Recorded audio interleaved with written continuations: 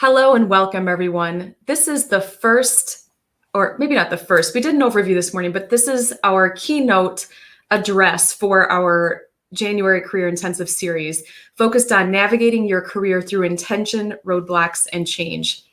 As someone who observes people's career trajectories for a living, I'm always fascinated by the interplay of external occurrences as compared to internal intention and plans. I see a lot of variation in the extent to which people actually plan their career versus going with the flow of the opportunities that pop up. This week is an opportunity for our students and recent graduates to intentionally work on their path, but it's also an opportunity to take advantage of some chance encounters and maybe even to find value in some roadblocks, past and present. Today, we are joined by Dennis Johnson, Mike Lydon, and Jessica Toll to kick off this conversation. So I would like to start by having each of you introduce yourselves one at a time, sharing a brief self-introduction with your current career status.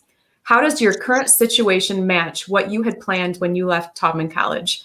So alphabetically, Dennis, if you want to get us kicked off, that would be fabulous.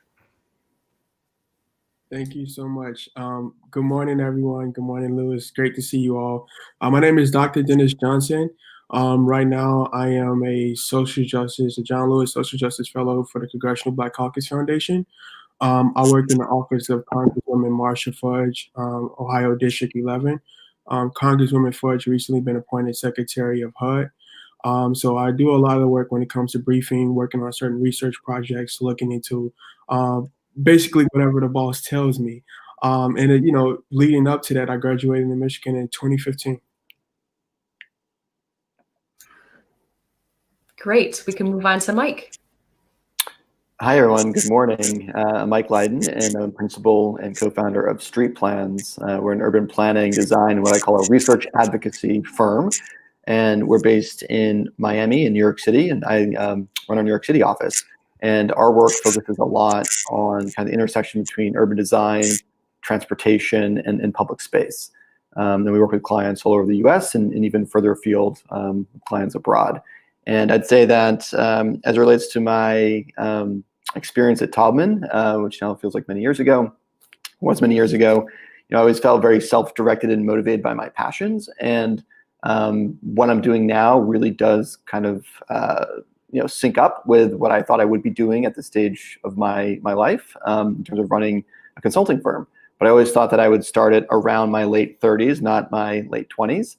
So it was kind of a surprise to me that this opportunity, many years ago, came up for me to kind of jump ship from an urban design firm I was with and to move forward with really seeing through my passions and being excited about working with communities to deliver change. So I guess it's consistent, but the path I took to get here came a little bit sooner than I would have hoped and expected.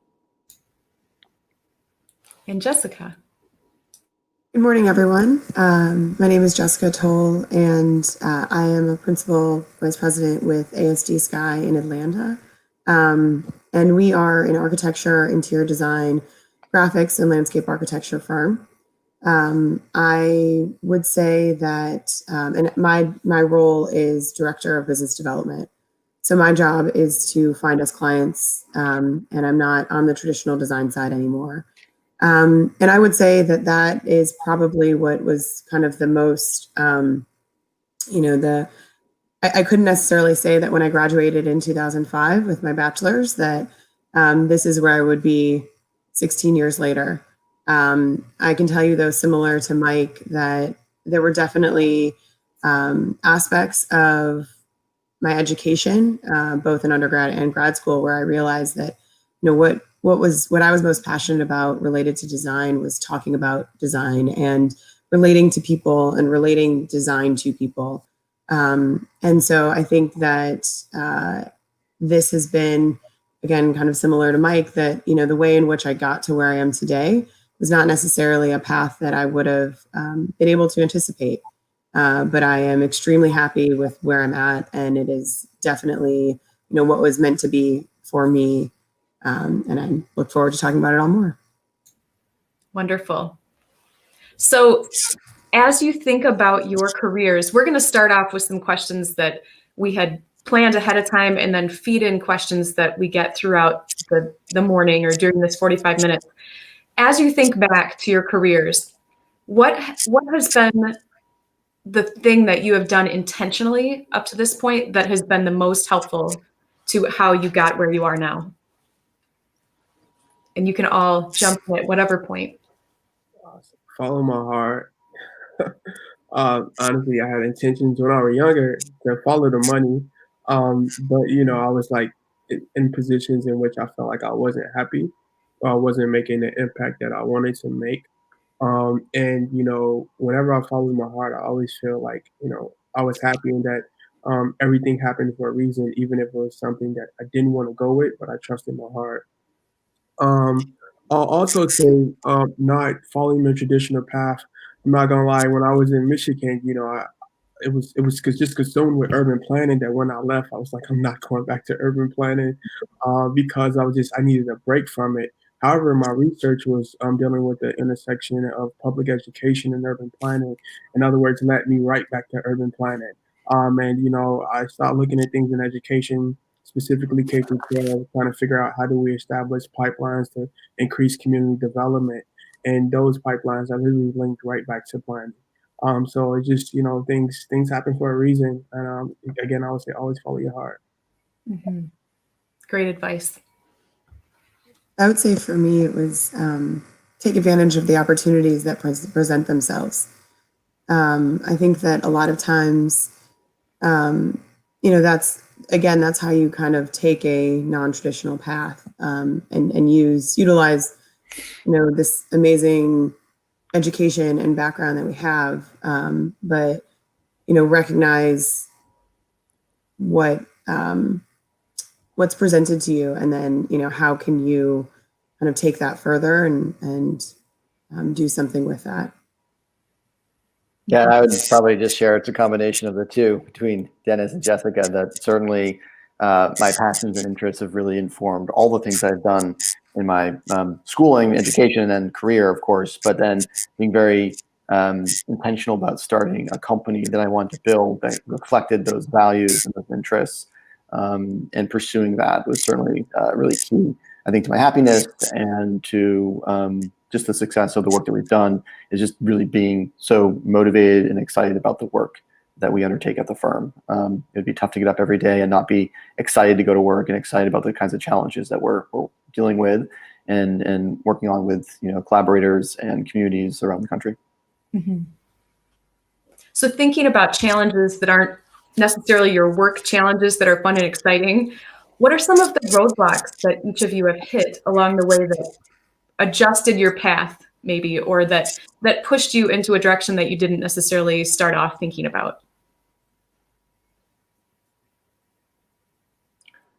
I'll jump in. I mean, I think for me, starting out an urban design firm in Miami, I was really working on exciting large-scale projects, but I also kind of got to see the underbelly or the inside of the planning industry and the consulting industry, and how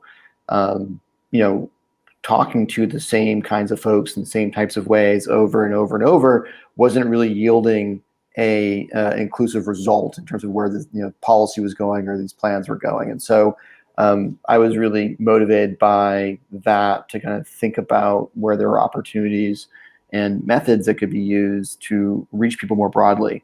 And of course, I think being, particularly at that point, an impatient person, wanting to see positive change with communities on the ground very quickly. And so it became very apparent to me that we had to think about merging both professional discipline, but also advocacy and activism, and how those two can inform each other.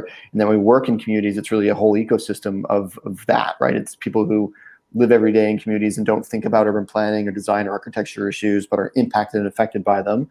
And it's the professional side of things, really thinking how we use methods and take on projects in a way that would really yield much faster and more positive and inclusive results. And so that kind of led me down this path of street plans and the work that we would do around the transportation and public space side of things. Mm-hmm. And I think for me, on the, I think it was really just, in some ways, what Mike had alluded to, just of, starting on this journey, kind of in your late 20s, I think that there's a point, when you graduate at 22, you've been in the industry for a handful of years, and you kind of wonder, is this it? Is this what I'm going to now be doing for the next 20 or 30 years? And is this really what I want to be doing? Am I really having the impact and kind of leading with purpose in a way that I, thought that this profession would lead to, and things like that. And so I would say kind of in my mid to late 20s, I was definitely kind of questioning a lot of that, of wondering, like, I don't know if I actually want to do this, exactly what I'm doing day in and day out for the next 20 or 30 years. And so I think I started to kind of have a lot of those thoughts. Didn't really do anything specific to address that myself, but I was then afforded an opportunity, which was to take over the role of business development at my firm at 28. And I figured I could always go back to architecture. No one could take it away from me. I was about to be registered.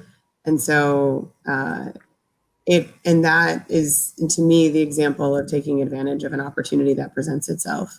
And so, again, it's been fruitful for all involved, and it's been just, it's allowed me to lead with passion and purpose and everything else as well. So sometimes those roadblocks are that internal feeling of, I don't love this. This is not working for me. And it's good to listen to that gut check. Dennis, did you have any roadblocks that you wanted to share? Oh, definitely. And this roadblock actually started in Michigan. So I'm from Chicago. And I remember when I went to, I'm from Chicago, and I went to Chicago State University, which is a majority Black school. It's a PBI, a public Black institution. And I went to Michigan, which is definitely not a PBI.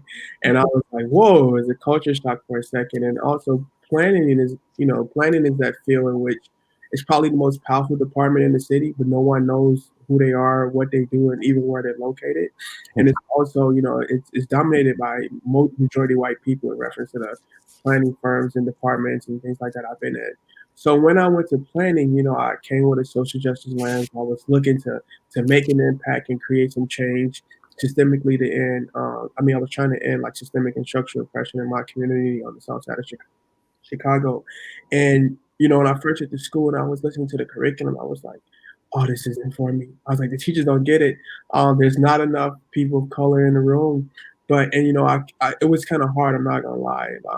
It was just roadblock after roadblock. But I think that I'm not sure if Professor Etienne Harley is there.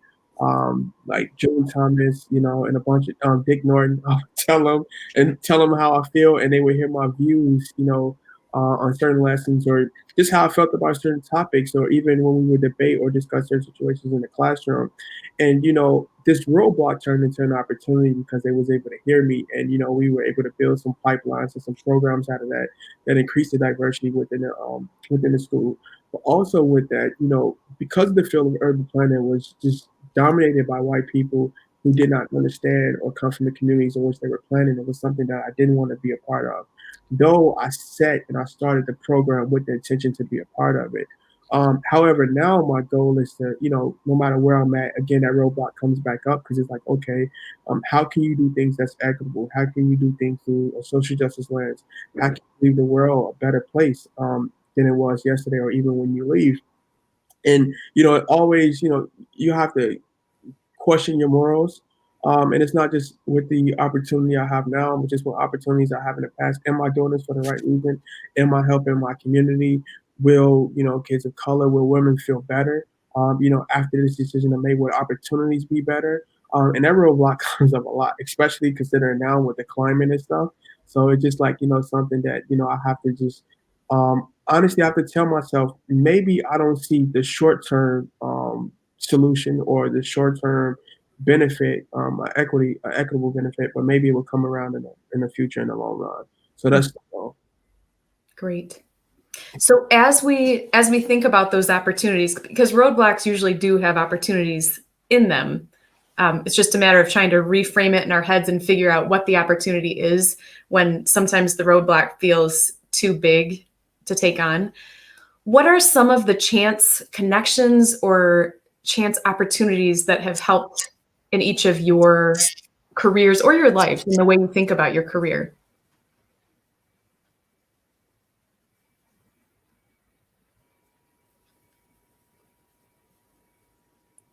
Well, I'll dive in again. I think for me, I can't disassociate where I am today from the very first externship I had at Michigan via the Todman program.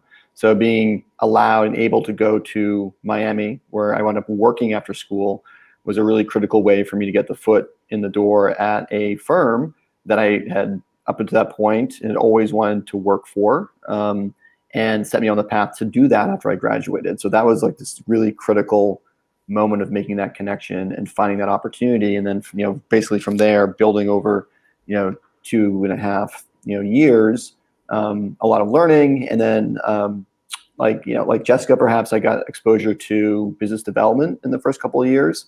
And so it started to allow me to make some connections with other people who were, creating projects around the country and building a network, and then understanding how business development works from a consulting side of things. And then at least having that behind me and feeling confident that I could then leap into our own work at Street Plans, which, was started by just me at the time, and then took on a partner very shortly thereafter, where that confidence had kind of been built, and a lot of those connections, not just in Miami, but across the country, had been built, so that I was able to rely upon that network in the very early days, which were extremely challenging, to start a company when you're that young and that inexperienced, but also understanding that I had faith in what we were doing and where I wanted to go, and that I could rely on some of those connections to collaborate with. And that's what turned out to be true. And I think about some of those, first couple of years and the people who brought us on to projects, even if for a small role, and how critical that was for me to survive and to kind of build up this portfolio and even, steadily more and more connections across the field. So, you kind of realize those first early connections you can make in your career that are so critical and important to set you on this path. And it's hard to understand where you'd be without taking those leaps and making those connections. So I think it's, the important lesson there is, as you're leaving school or when you're in school, really pay attention to those and follow through with those connections that you are able to make, and give back, and of course, and take the opportunities, but then give back and make those opportunities for other people as you advance in your career. Absolutely. I would, I would definitely kind of further a number of those, and I think that follow-up is really important. And I think within the context of that as well, and in the context of the give and take, I think as much as you can be a resource to other people, really just like be just build that relationship. And our relationships are kind of our most important, are more important a lot of times than what you know. I mean, it's about and it's not who you know in some way that you can use people. It's about, again, meaningful, genuine, authentic relationships. And ultimately, that's what will help you build your career and get further in your career. And really thinking through, I mean, I think a lot about mentors when I think about, how I got to where I am and my success in my career. And I think a lot of times, you can be really intentional with mentors. And then there's other times when people evolve as a mentor. And mentors don't have to be in your industry, and they don't have to be older. I mean, it's kind of all across the board. And I would just encourage people to, again, make those connections and follow through. It means a lot when people realize that you actually care about them. Mm-hmm. I would say mine's just being taking advantage of every opportunity. I think Jessica touched on it earlier. I remember I was in an internship on standards. There was a guy at Michigan. His name was Mike Anthony. He's so funny. But he was working in the standards industry for Michigan, and I'm just giving this as an example because it was the most out of pocket industry or internship I could have took, but I needed some money at the time.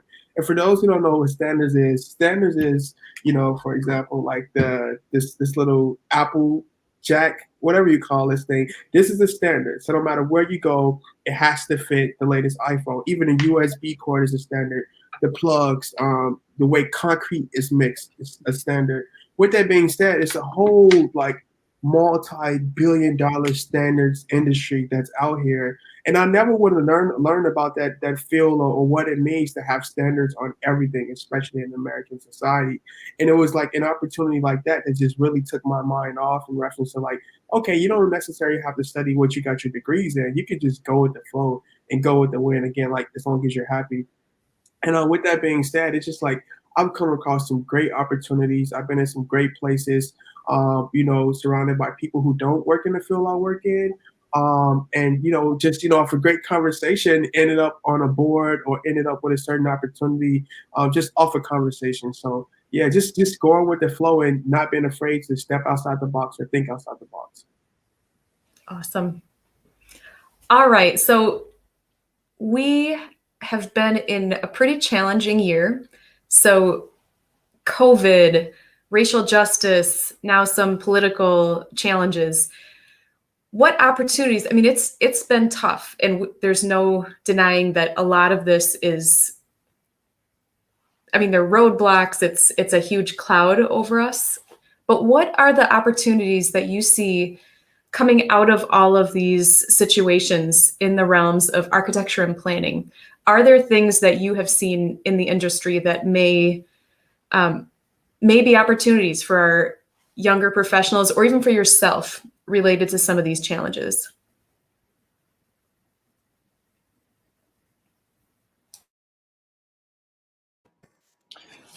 Oh, I was just going to say I would piggyback a little bit on what Dr. Dennis said, but I think that there is a huge opportunity for to empower and amplify voices that should be in our industry, and in a lot of cases just have not ever had the opportunity to be a part of the conversation. And so I think that's something, I think that as people have, I think that people are in a position to finally listen and finally make it a priority. There's a lot to do, and there's a lot more that we need to push.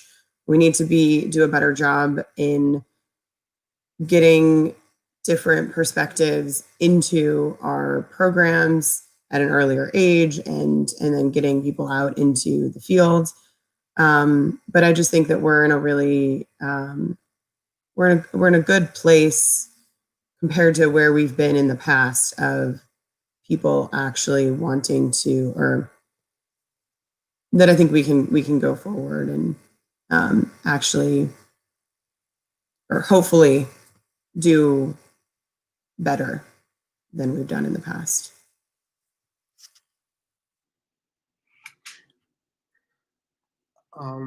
That's a great question, Lou.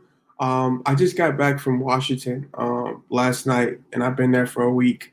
And I was there, me and my spouse was there doing some stuff, and we were there doing the Capitol, cool, whatever you want to call it. And when we were at the Capitol, when we were watching them doing what they were doing, I was like, man, we ain't really come as far as we thought we've actually came.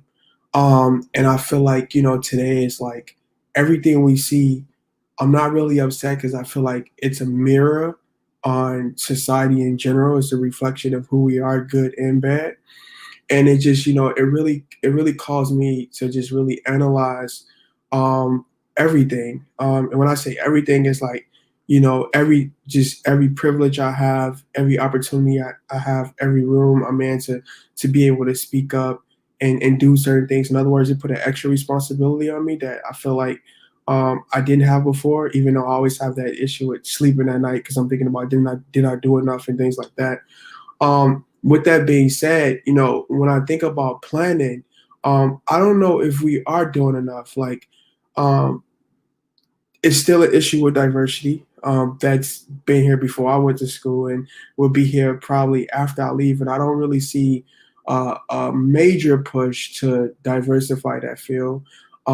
It's still a lack of, and just being in classes and being a professor myself, a lack of conversations and a lack um, of a curriculum that really talks about how planning has oppressed like Black communities, minority communities. I remember I was teaching a class and I was teaching at Cal State Long Beach out here, and because of my planning background, it's an education course, by the way, but I was showing them how highways segregated communities, right?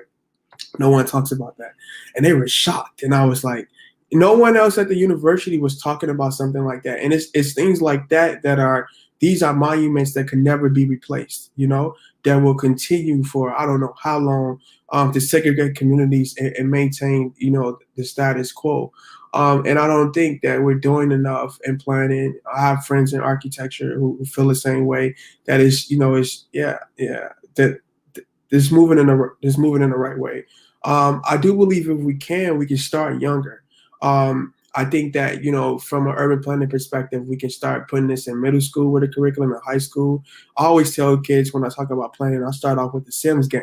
Like, you ever played the Sims game before? And then I work it from there. And I feel like it's something that, we need to do and we can do it. And I believe if we start earlier, we can increase interest, increase awareness, diversify the field, start more questions.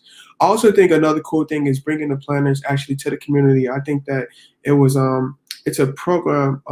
It's called Expanded Horizons in Michigan that I did, and it was like my first couple weeks there.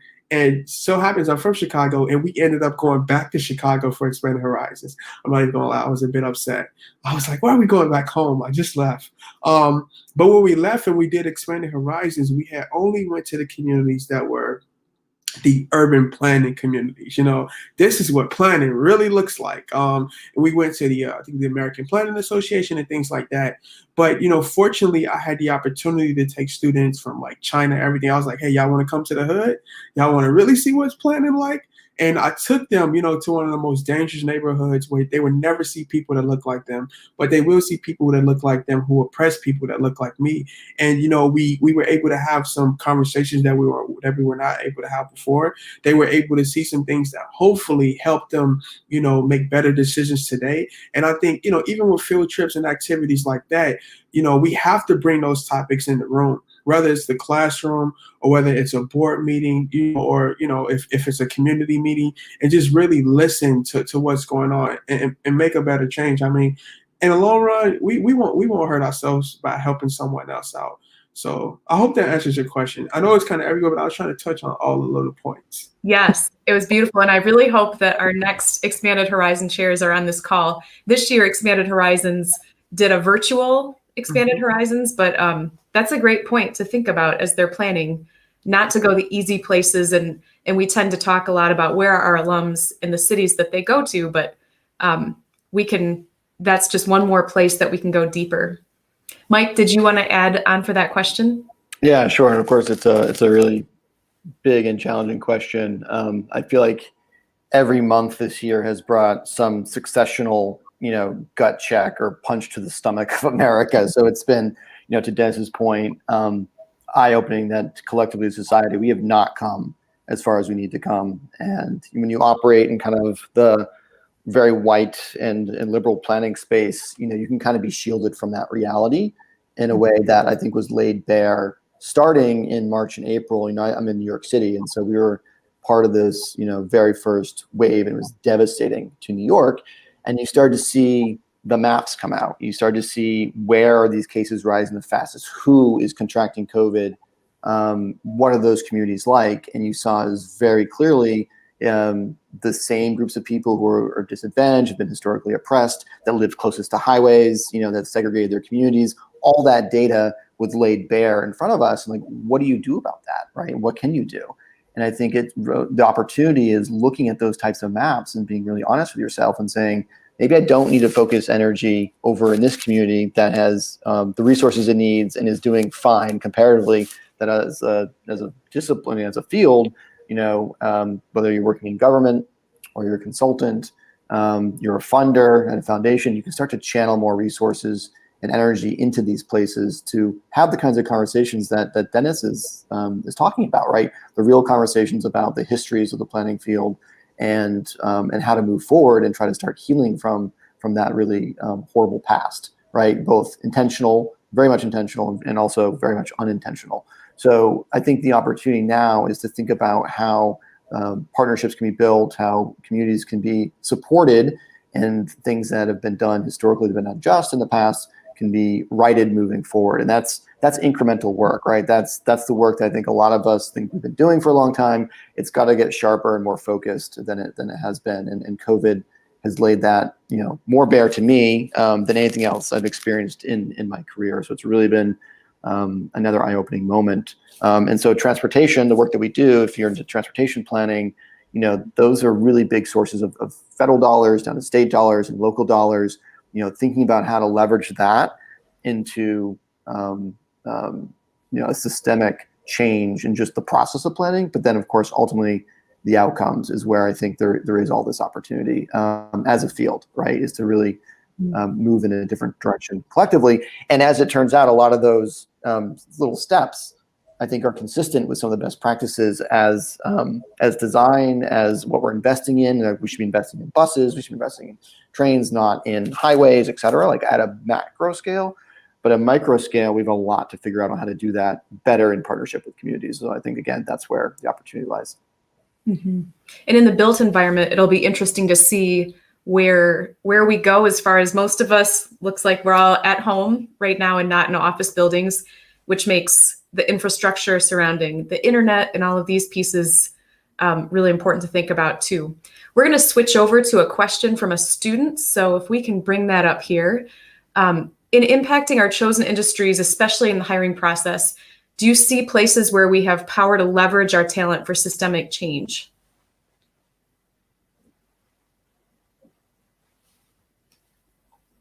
So I definitely do. And I think that it's critical that we do. I think that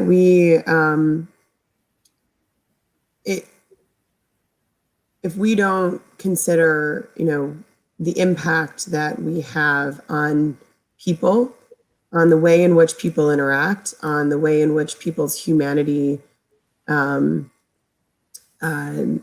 is experienced, then we shouldn't be doing what we're doing. We shouldn't be architects. We shouldn't be planners. We should be doing something else, because we influence, everyone's daily life, whether or not they realize that they're being influenced by the built environment. And so I think we have to have a charge to do more, to do better. And similar to, a lot of the comments that have been made, we have to start earlier. We have to get people to understand, what it is that we do and why it's important, and hopefully get people excited across all cultures and races and everything, to get different perspectives in our profession. And I think we also need to figure out a way to change the metrics around success. So it's not just about financial gain. It has to be about well-being. It has to be about humanity, and ways in which, that, I guess gets monetized in some form that, because that is our capitalist society. But I think just the straight monetary success will not end up producing the results that I think we should want as a society and we should want as a profession. All right, and we may move right on to the next question. We have several questions that have come in here. Do you have any advice for keeping your values in focus after entering the professional world? I would say just follow your passion. If you're passionate and have values today in grad school, find the organizations, the companies, the agencies that reflect those. And if they don't, look for other opportunity. It's a wide and diverse field. Urban planning degrees or design degrees, architecture degrees can really translate well to many other fields or portions or aspects of the field. So I think most important is keep yourself happy and find those opportunities where you can be positive and be happy about what you're doing every day and feel like you're making an impact. If you can't find that in a certain organization, then it's clearly a good sign that you need to move on. And by doing that, you'll help preserve, I think, your own values. Can you repeat the question, Lou? Yes. Do you have advice for keeping your values in focus after you enter the professional world? Yes. Like I do like these annual analyzations of myself. I feel like what decisions I could have made better, not only personal but professional as well. I also try to look at the long-term outcome of the decisions and the policies I may have helped put in place and things like that, and really understanding how they affected whatever population or whatever people they were affecting. Another thing that I think about is that I understand that it took hundreds of years to get us here, as in it was decades, hundreds of years of oppression, right? Therefore, the change that I see, the change that I seek, I may not see it today. I may not see it during my lifetime, but I know I'm making the right decisions. And I think that helps to lead me, on my way. And also to the previous question, I'm trying to answer it during the time because I was thinking about it, but I don't really know anyone in the professional field that's really doing it right that I can recommend and be like, hey, here's the blueprint. And this specifically in planning. And one of the reasons why is because a lot of people benefit, off oppression. A lot of people, we don't like to talk about it. Even myself, I remember when I moved to LA, I moved downtown. I thought I was living a life, and I looked out the window and saw all these homeless people surrounding me and living on the floor. I didn't even realize what I was doing. I was living luxury, but at what cost? Who was displaced in the process? So it's even the small things like that that you have to question, to the big things in reference to, okay, should we make this decision? Should we build this here? Should we plan this? So yeah, I hope that answers your question. Mm-hmm. Yes. And our next question here from students: what kind of efforts are ASD Sky and Street Plans making to diversify the professionals working in the field or understanding the importance of diversity? I can obviously speak to us. I mean, I think that diversity has always been something that's important to us. I think that we've always done a much better job with gender diversity than racial diversity. I would say that within the last year, we've really put an emphasis on how can we make an impact at a larger scale and a more meaningful way. And what some of the things that we are focusing on right now is developing mentorship programs that we can go out to the community and bring to different levels of education, starting in middle school all the way through higher ed. And similarly, also developing design curriculum that can start to introduce our professions to younger folks again. Even that and thinking about that at even the elementary level all the way through kind of higher ed. And I think, alongside that, one of the things that we've specifically been talking about is also, looking at HBCUs, and, we live in Atlanta, or we're headquartered in Atlanta. If we can't find talent in Atlanta, in the Southeast, I mean, it's that there's a huge problem there. But also thinking about, it's interesting, none of the HBCUs in Atlanta have design programs. It's a lot of the other ones kind of in and around Georgia and Atlanta. And so it's can we develop curriculum that can start to introduce it at places like Morehouse and Spelman and Clark, and not just start to tie into existing curriculum that starts to kind of go further than sticking with kind of the predominantly white universities that are kind of throughout our region and all of that. So those are just some of the things that we're focused on. Great. And I can obviously answer for Street Plans.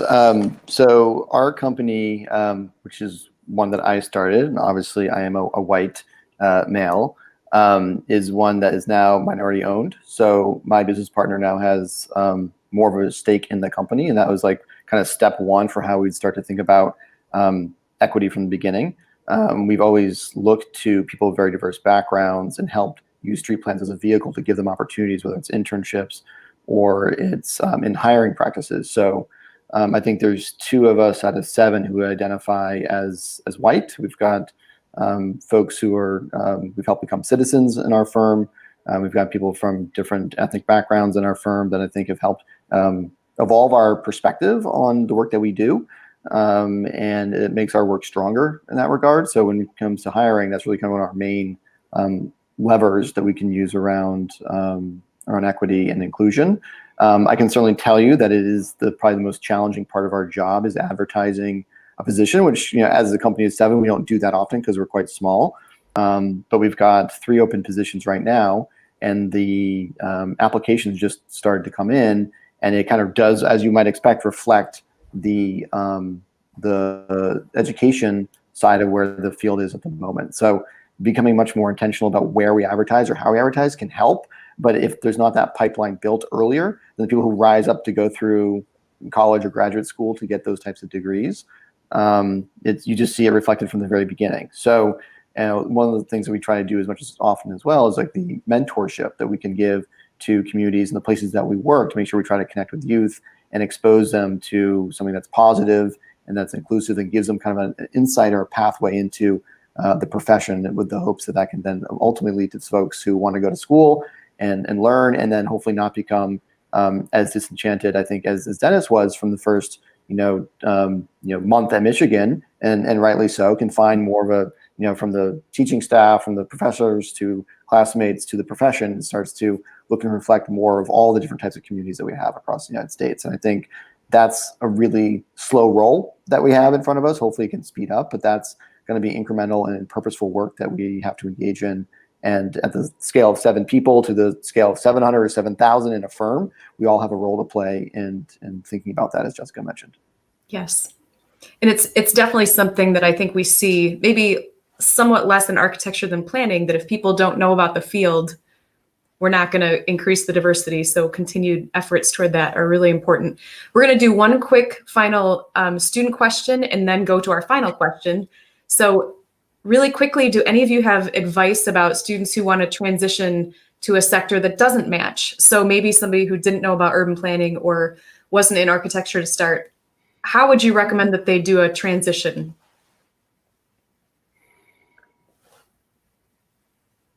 I would say, think about what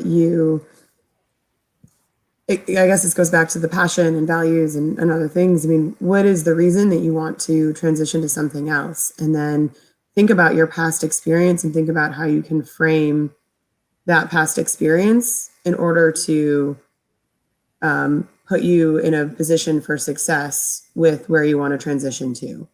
And so, again, everything that we do in life is, whether it's a roadblock, whether it's an opportunity, is something that affects who you are and who you become and all of those things. And so just try to determine a way that can further you in kind of success versus, don't think of, well, this has nothing to do with what I'm interested in doing. There's something about what you did previously that can aid you as you look to transition into something else. Mm-hmm. I would say don't be afraid to take chances. I don't know if you all have responsibilities, children, or if you're young or whatever. When I was at Michigan, it was just me, my girl, and we were just like, we don't feel right. Let's switch it up. However, now I have a bit more responsibilities. I may, I don't want to say an internship, a fellowship, or something like that, just to fill it out to see if it's really for me.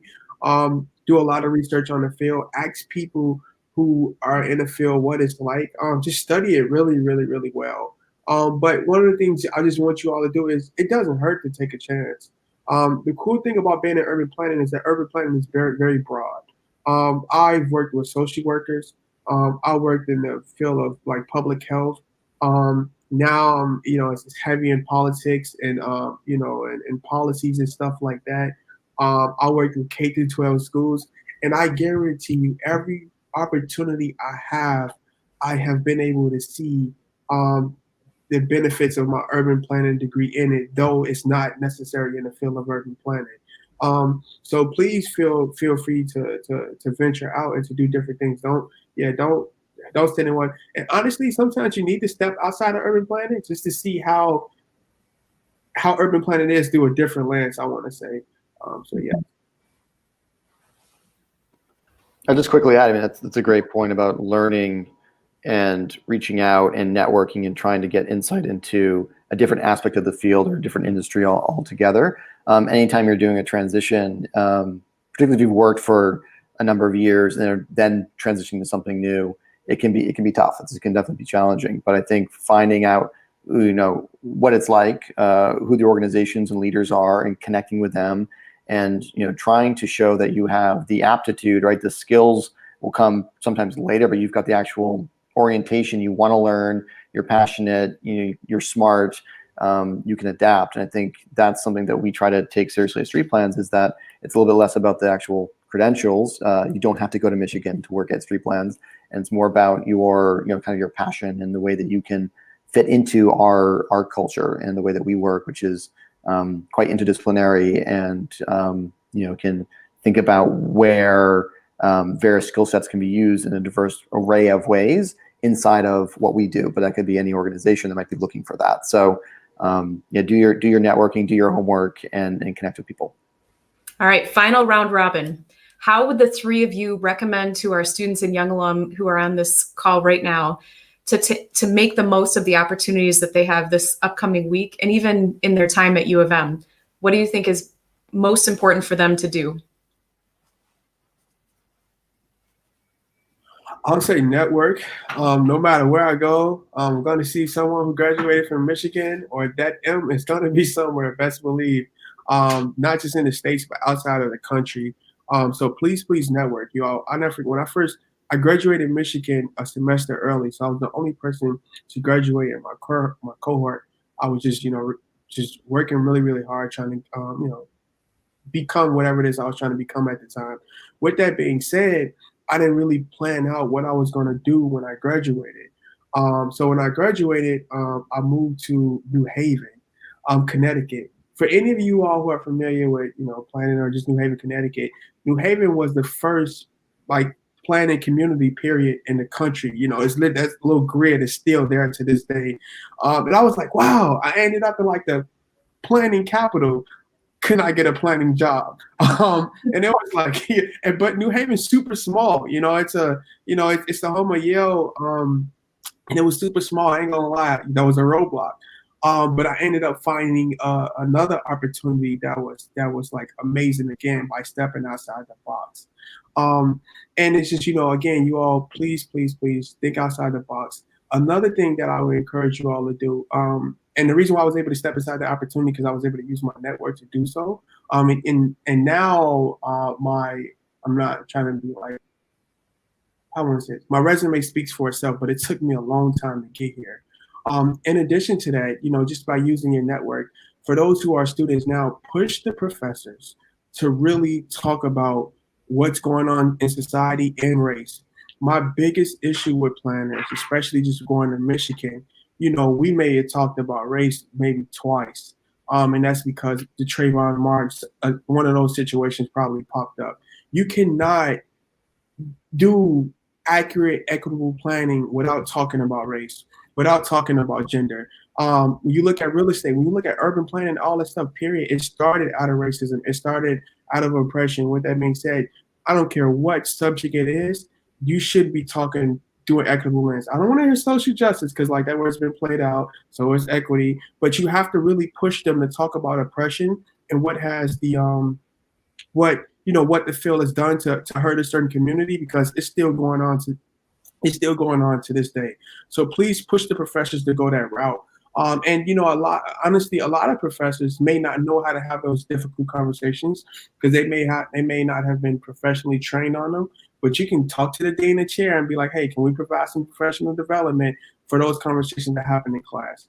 And the reason why I'm saying, to push those that happen in class, because you all are going to go out and join all these different firms, and you can bring those topics there, and you can bring those experiences and be like, okay, this is what we learned from the past. Let's not do it again. For those who are working in the field now, really be involved in the community. When I say be involved in the community, live in the community, if you can, really try to be a part. In other words, have some type of tie to the decisions that you make. Don't just, make a decision and it doesn't affect you at all.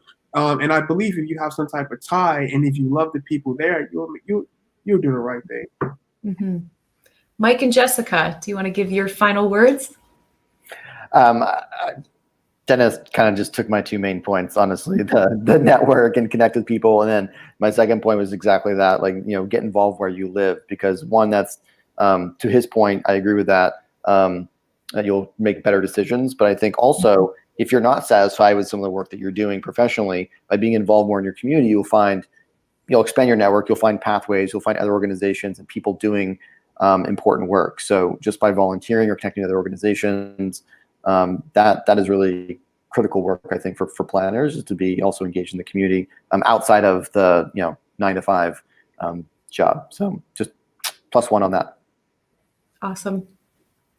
I think I would just add, it's in a similar vein to a lot of what's been said, but as it relates to classes kind of outside of your requirements, I would push the envelope with those, again, to kind of expand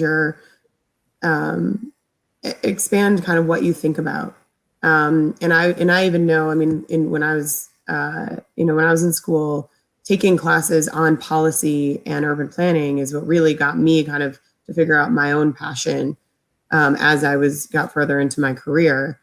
And so I think, I just challenge you to look outside of even Taubman and see what Michigan has to offer, and even go just across within Taubman, go across, if you're an architecture major, look at policy, look at planning, and understand what, our whole industry, how it all intersects, and vice versa.